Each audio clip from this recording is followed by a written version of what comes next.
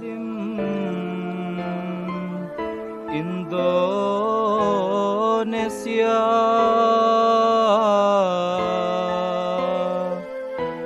jayalah,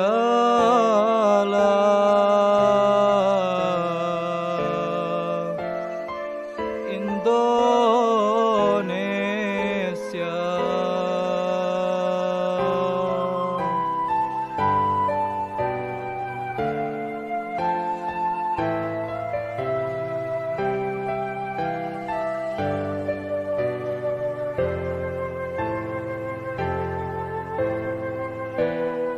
Assalamualaikum warahmatullahi wabarakatuh.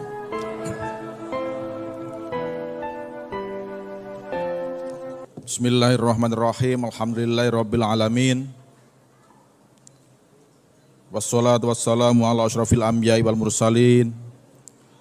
Sayyidina wa habibina wa syafi'ina Muhammadin sallallahu alaihi wasallam wa ala alihi wa azwajihi wa dzurriyyatihi ajma'in. Subhanaka la ilma lana illa ma 'allamtana innaka antal alimul hakim. Amma ba'du. Yang kami hormati Amir Jamaat Ahmadiyah Indonesia, pimpinan Jamaat Ahmadiyah Indonesia, para mubaligh, para tokoh-tokoh Jamaat Ahmadiyah yang tidak bisa saya sebutkan satu persatu. Beberapa yang saya kenal dengan baik, ada Pak Ponto, ada Pak Ahmad Kandali Lubis, semuanya peserta Jalsah Salanah baik yang berada di tempat ini, di Parung, ada yang dari Tangerang, ada yang dari Medan, Sulawesi Selatan, dan semuanya yang tidak bisa saya sebutkan satu persatu. Sebelumnya kami mengucapkan terima kasih atas nama kantor staf Presiden atas undangan untuk hadir di Jalsah Salanah pada pagi hari ini, dan kami sekaligus mohon maaf karena Bapak Kepala Staf KSP, kemudian Ibu Deputi 5 Kantor Staf Presiden yang juga diundang di acara ini. Beliau tidak bisa hadir dan menitipkan salam kepada kami yang diminta untuk mewakili Kantor Staf Presiden hadir di acara Jalsah Salanah sekarang ini. Kemudian yang kedua, kami mengucapkan terima kasih kepada Jemaat Ahmadiyah yang selama ini sudah memberikan kontribusi positif kepada bangsa dan negara, kepada masyarakat, kepada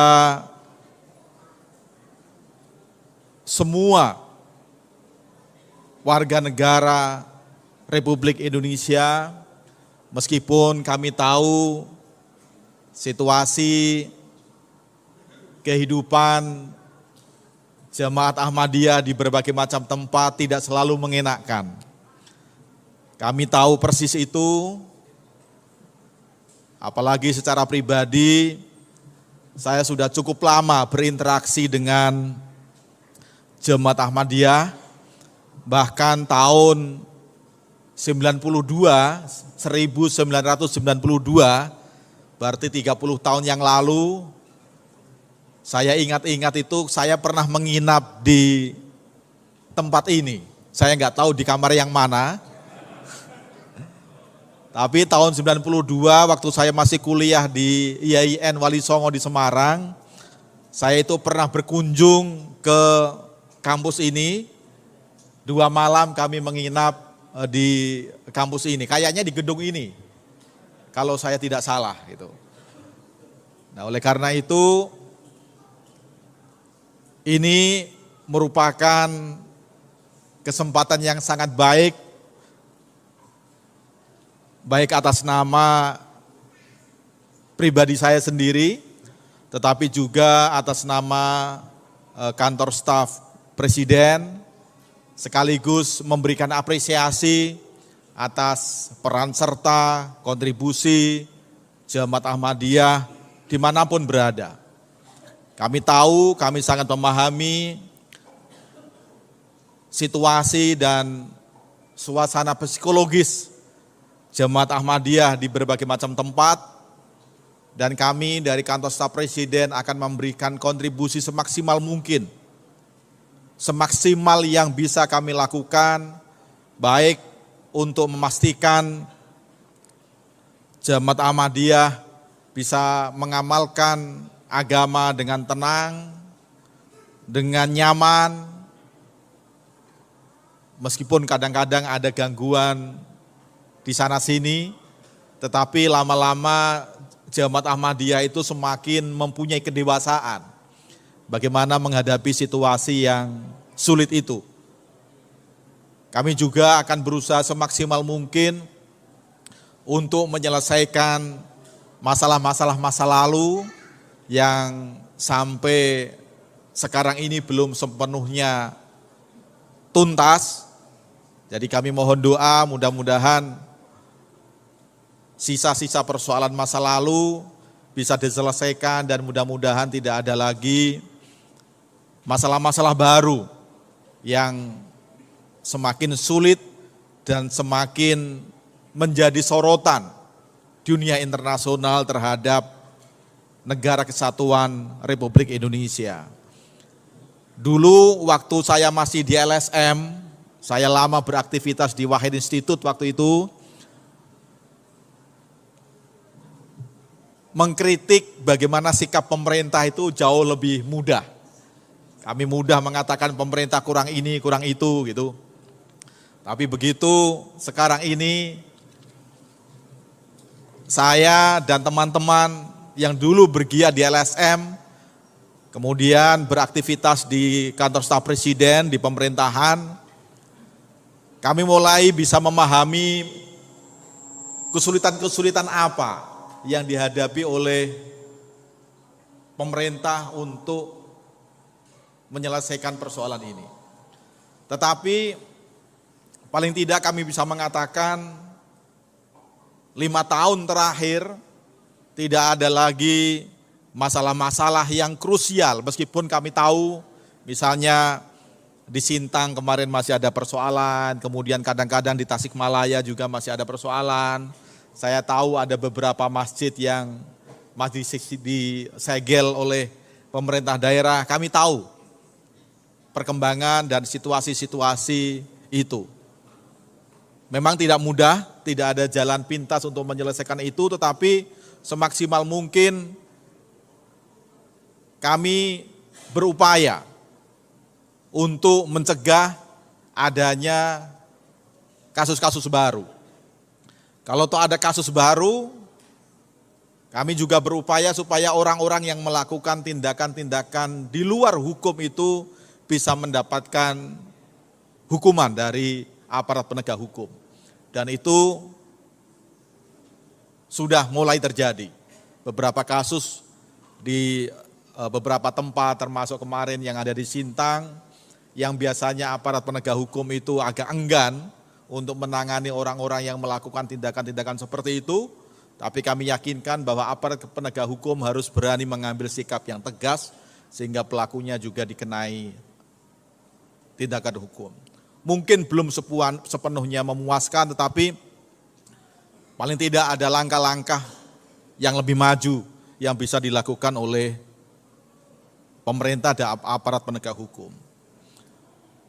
Apresiasi dan kontribusi dari Jemaat Ahmadiyah juga sangat diharapkan oleh pemerintah sekarang ini, terutama sekarang ini dan nanti ke depan. Banyak lembaga-lembaga internasional yang meramalkan tahun 2023 ini situasi kehidupan tidak lebih mudah, tetapi kita akan menghadapi situasi yang lebih sulit dari tahun 2022. Presiden sering menyampaikan bahwa situasi di tahun 2023 itu sulit untuk dikendalikan, sulit untuk diramalkan. Kita baru selesai menangani pandemi COVID-19, 2 tahun lebih, tahun 2020, 2021, dan sampai tahun 2022 kita baru menyelesaikan penanganan COVID dengan berbagai macam upaya yang menyita energi, menyita pikiran, keuangan negara banyak difokuskan untuk menangani COVID-19. Dan alhamdulillah proses itu bisa kita lakukan dengan baik, vaksinasi sudah dilakukan, kekebalan masyarakat juga sudah lebih baik, sehingga pemerintah berani mengambil langkah untuk mencabut PPKM. Tetapi recovery belum sepenuhnya tuntas, kita sudah dihadapkan pada kesulitan baru akibat ketegangan global, terutama perang Rusia dan Ukraina. Ya, itu juga menimbulkan kesulitan yang luar biasa, bukan hanya bagi masyarakat Indonesia, tetapi juga bagi masyarakat di seluruh dunia. Karena dampak dari perang itu akan dirasakan dan sudah dirasakan oleh seluruh masyarakat di berbagai macam lapisan dunia. Alhamdulillah paling tidak di tahun 2022 kemarin Indonesia masih bisa mengendalikan situasi. Pertumbuhan ekonomi Indonesia masih di atas 5%, kemudian inflasi meskipun kalau kita hitung di tahun-tahun yang normal itu termasuk tinggi, di angka sekitar 4-5% inflasinya.